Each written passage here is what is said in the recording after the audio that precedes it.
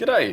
In today's video I've got a Motorola E32 with the model number XT2227-3 and I will be replacing the screen on that one.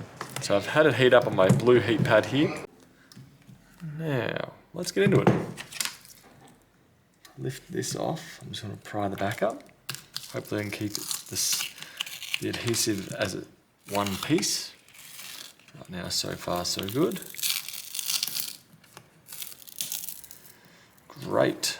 Now that's because I've heated up the back of the phone. I did tear it just slightly there. Apart from that, that came off pretty clean. Now I'm going to take off the mid frame, take out the SIM tray, and from there, that's swapped over to there. Screws all out, I'll take that off, take out the battery, disconnect it down the bottom here, and from there, I'll be able to pop out the screen. This is pretty standard on most Motorola models, same with Oppos as well. They do seem to follow this very similar style of phone assembly, which means it's become rather standard. Because it's standard, everyone does it, and it's what you typically expect to do on most repairs.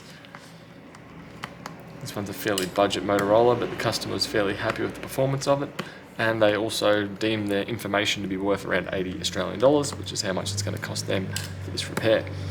The part itself is relatively inexpensive, it's more the labour that they're paying for. Granted, in different regions, labour prices are slightly different. There we go. One stubborn screw. Another stubborn one here. And I'm going to leave, I won't leave any of those screws. I was about to say I'll leave one of those screws in there. I'm pretty sure all of them will be coming out.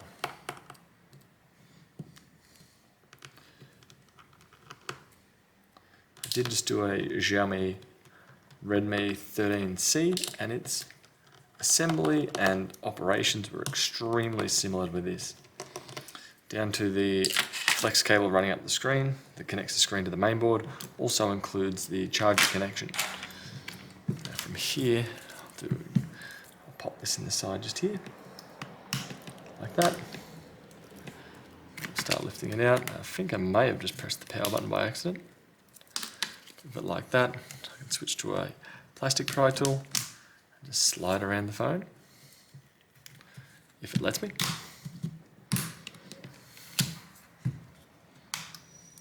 One screw left, missed him. Go.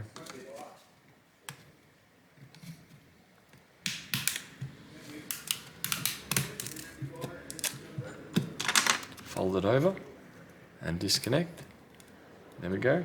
One screw did launch under my table just then. We'll hunt for it in a minute. Now I want to disconnect the battery. Sadly, the Xiaomi I disconnected, its battery had a pull tab. This one does not. So I'm going to go with hoping that the heat will let me separate the battery from the body. That's how I do it.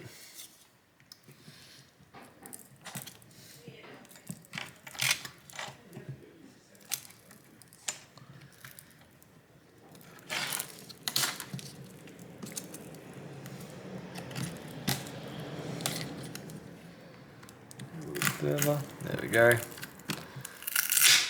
Bingo. One battery separated.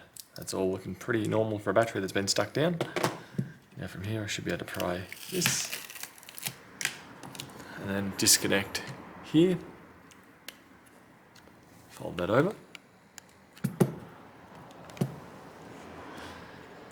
Next up, the little trick that I like to use is a flathead screwdriver and push the screen from the inside out, which hopefully separates it enough. Just need to be able to get my fingers on the right spot. Now it is being very stubborn. To go with the prying approach. Get that in the groove here. This is not going to be pretty. There's a bit of the LCD.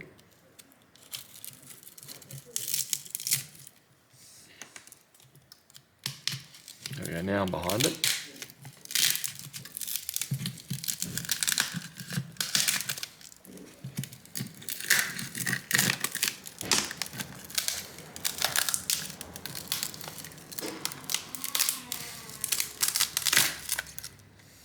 Top job, Motorola. The adhesive that you done in there was brilliant. Too bad for me, it proved to be quite bothersome.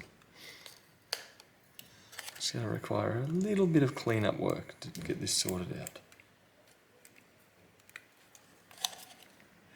out. Toothbrush. Always best to get the glass fragments out and away from it when you can.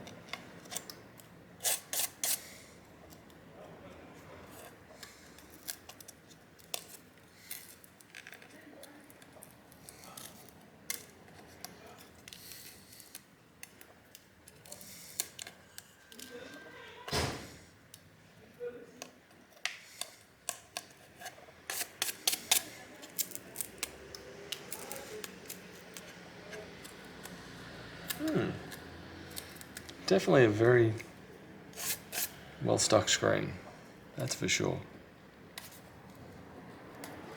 I'm going to put that down and clean up the glass that's on my bench.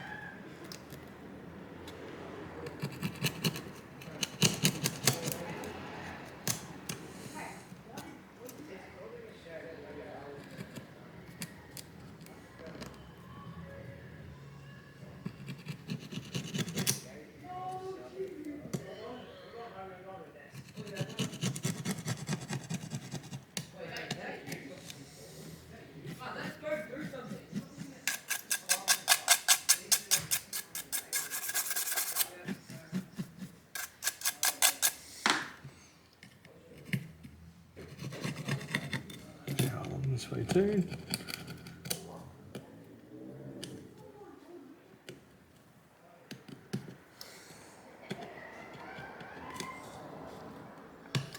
Wow, this is very stuck glass. Normally you look at it and it just falls off. This one, it's definitely happy to stay. Now, if you don't clear out all the glass shards, you have a high risk of just breaking your brand new screen as you go to glue it in. So you do have to spend time to do this, or else it won't simply be good enough. Or you'll just break a new one trying to put it in, because glass does not compress.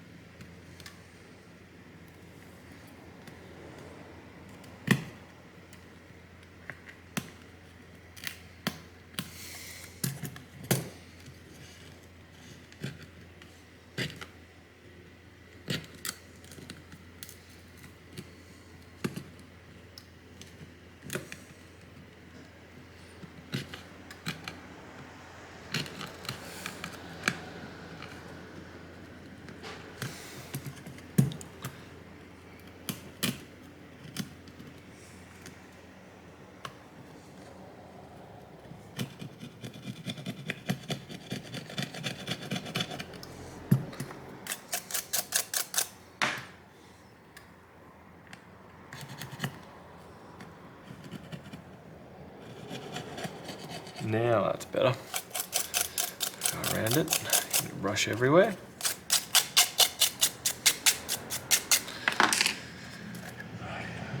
One last visual inspection. Pretty happy with that. Now I need to give this brush again. Learn to love glass.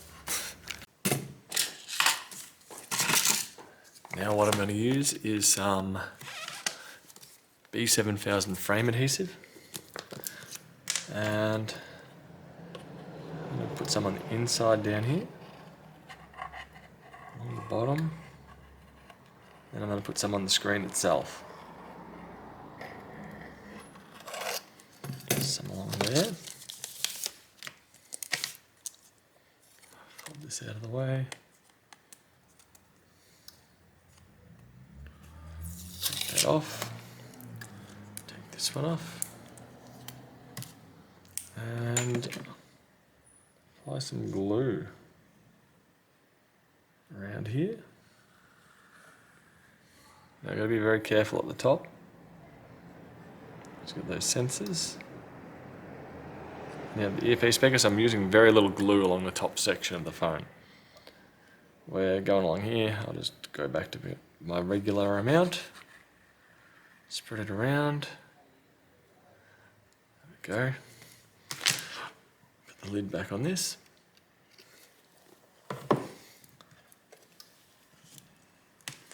And I should be able to fold this little bit here, through here, big bit through here.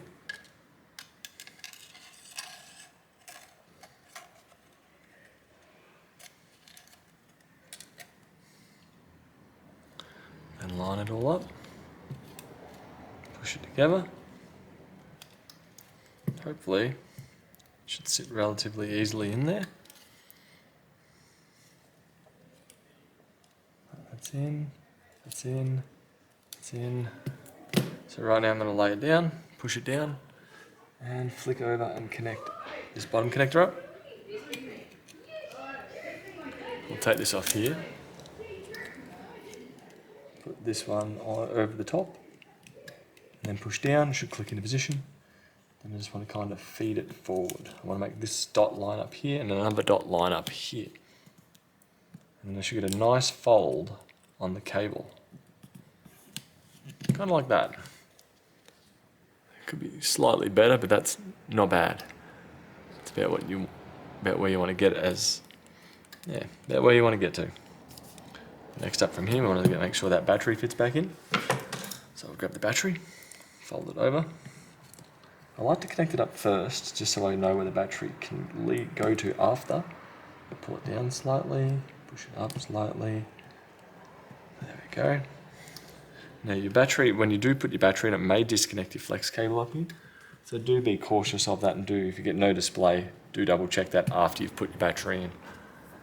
Next up we want to put the mid frame back on, fold over the fingerprint scanner, push down over the top and click that back into position on the board from there. Then we can fold this over,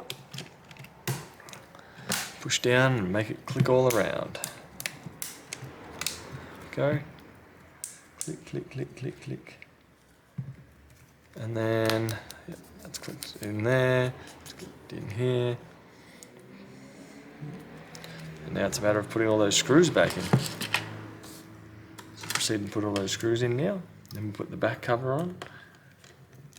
You may have to use some either, well, preferably the gasket itself is still good on the back. Otherwise you'll be using some B7000 frame adhesive, or just some glue, potentially use some double-sided tape, whatever you got around to be able to get that back on. But in my environment I use the multi-purpose adhesive, the B7000. That does a pretty good job of keeping the thing stuck together, but also coming apart when I would need it to come apart. Put the SIM tray back in. If you do find that after you've installed the screen and you have weird touch issues, double check this connection up here. It is possible that you've stretched the cable too much, or it's got too much stress in some spots. Sometimes it's as simple as the seller is just selling garbage screens, which happens quite often, sadly. So if you have touch issues or display issues or vertical lines in your screen, it could be that the screen that you got was just a complete dud from the get-go. Potentially able to test that before installing it. Most of the time, the quality that I'm able to get, I'm pretty happy with, just going straight into the job. It's pretty rare I do get a dud, but it does happen. Go, SIM tray back in, dot to the bottom, and flip this over. And I can just hopefully follow the groove. Just push down gently. It should work its way in. Go over it a bit. There we go. Not bad, not bad. Not perfect, but alright. See all the excess glue I've got on the screen here. I'm just going to let this cool down now. Fire it up and give it a quick test. That will do for today. Bye.